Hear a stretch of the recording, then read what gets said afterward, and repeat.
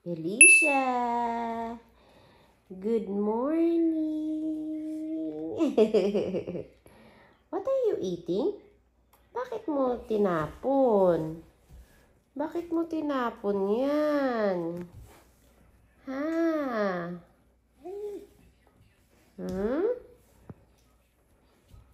Slowly po.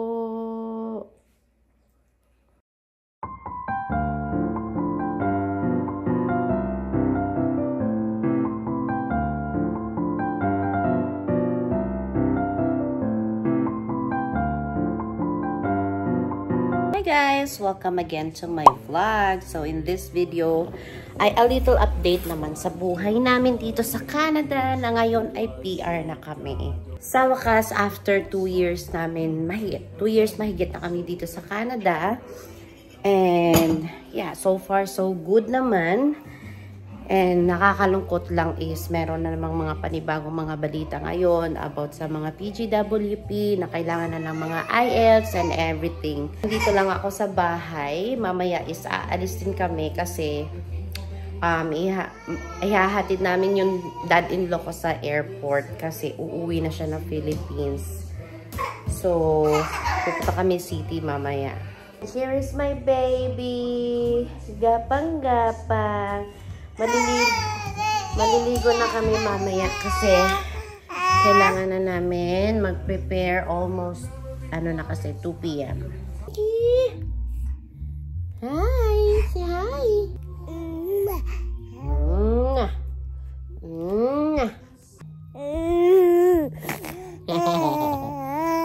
Say hi! Say hi! Don't forget to subscribe! No.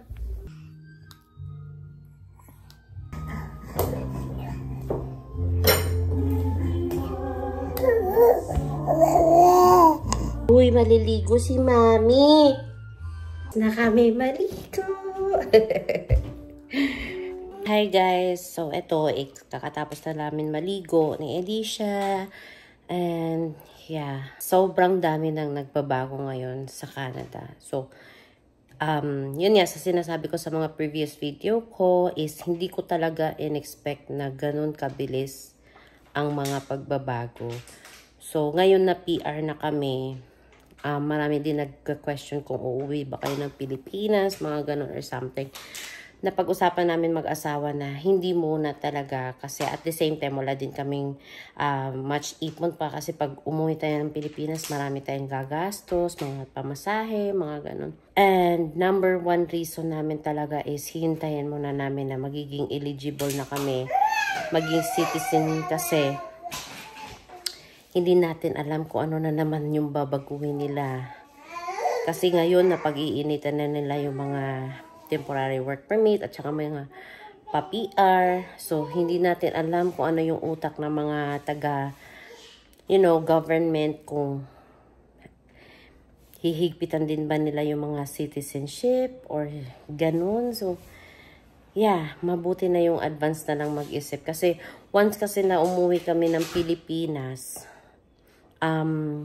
i-deduct nila yung mga days or months na ilang months or ilang weeks kami na nawala sa Canada. So, i-deduct yun. So, yeah, yun ang napag-usapan namin mag-asawa na hintayin muna namin talaga bago maghigpit talaga ang lahat. Kasi, you never know, ang ano talaga, ganun kabilis ang mga paghihigpit dito ngayon. And nag-worry din ako sa mga friends ko na hindi pa din PR. Kasi kahit na, oo nga PR na kami, pero marami din kasi ako mga kaibigan na mga nag-worry din kasi nga hindi pa sila na PR. Yung mga ganun. So, I'm praying na ma-PR na ang lahat and sana maging okay na din ang lahat. And sana wala na din mga biglaang pagbabago. Nandito yung baby ko. Nagdodo na naman. Update lang ng baby number 3. So, it's a boy. It's a boy and due date ko na is January 18. Manganganak na ako. And by this October is wala na akong EI. certified tambay na ako dito ngayon sa Canada. So, umaasa na lang ako sa asawa. I-bash yun na ako, i-bash. Pero, wala kasing mag-aalaga din ng mga anak ko. So, yeah.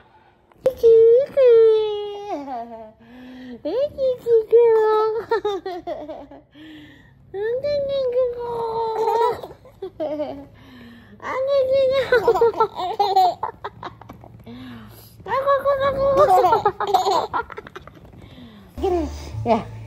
You are sunshine, my only sun. Clap your hands muna. Make me happy. Sige na. Let's sing. You are my sunshine, my only sunshine. You make me happy when skies are gray. You never know, dear, how much I love you. Please don't take my sunshine away. Go.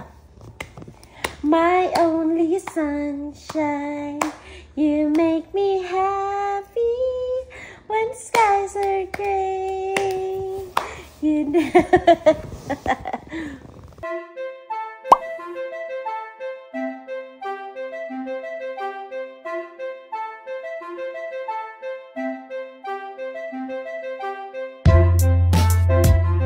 Come here. Dito na kami sa airport.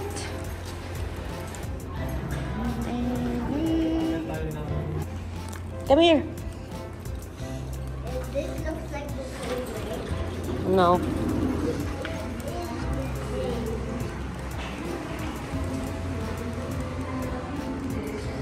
Lolo, hatid na si Lolo. Lungkot na Ethan. Ha? Ah. Some of them cars have Lola. Bless, bless. Maiyak ka na? Iyak na si Mama. Iyak si Lola, nak. Iyak si Lola. Mama, 1, 2, 3. Clap your hands. 1, 2, 3. na ikaw. And you. Ganda ng sun. Ay, sige na. Mga Sarah, look. Sarah. Sarah.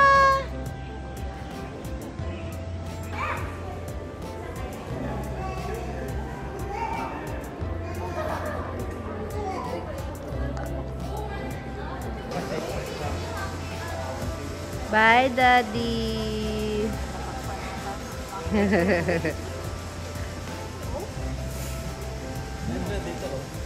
Yan nga eh.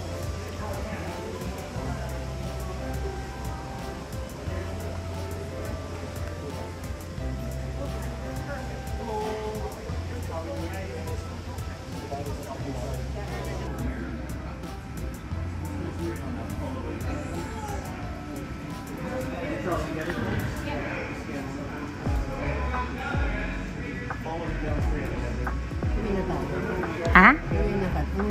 Clap your hands. 1, 2, 3.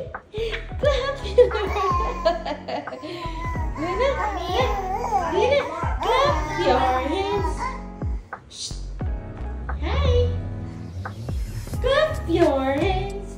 1, 2, 3. Where are you going? What's that? That's your shadow. That's your shadow. Clap your hands. 1, 2, 3.